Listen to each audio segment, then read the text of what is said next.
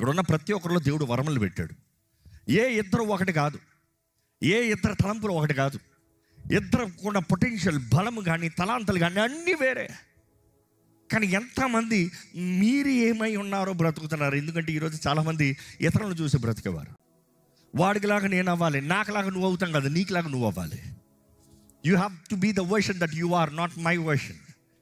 నేను ఎందుకు కొరకు చేయబడినాను, నేను అది అవుతున్నాను, నీవెందుకు చేయబడ్డావు, అది నువ్వు అవ్వాలి.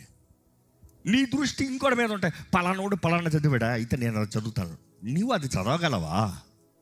పలానోడు పలానా వ్యాపారం చేస్తాడు, నేను అది పెట్టుబడి పెట్టి వ్యాపారం చేస్తాను. నీకు ఆ వ్యాపారం వచ్చా?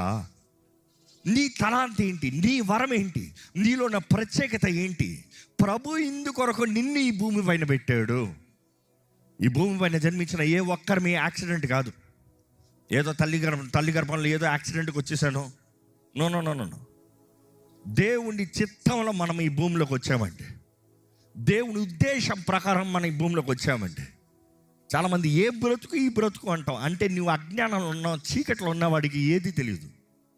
అనుకుంటున్నాడు చుట్టూ వజ్రములు బంగారాలు అన్నీ అలంకరించి పెట్టి చీకట్లో కూర్చొని పెట్టామనుకో, ఏ బ్రతుకు రాయిదంటాడు. వెలుగు రానే. దేవుని వాక్యం తెలియజేస్తుంది, యేసు రాకతో వెలుగు ఈ లోకంలోకి వచ్చిందట. అంధకార మరణ ఛాయల్లో ఉన్న మనల్ని రక్షిస్తానికి యేసు ప్రభు ఈ లోకంలోకి వచ్చాడు. ఈరోజు యేసు ప్రభు ఈ లోకంలోకి వచ్చాడు కాబట్టి మనకి ధైర్యము బ్రతుకుతానికి. పాపులమైన మనకి నిత్య జీవము మాత్రమే కాదు, ఈ భూమి పైన కూడా ఆయన సాక్షులుగా, ఆయన బిడ్డలుగా అన్ని విషయంలో వర్ధులు వారుగా దేవుడు ఉండాలని ఆశపడుతున్నాడు.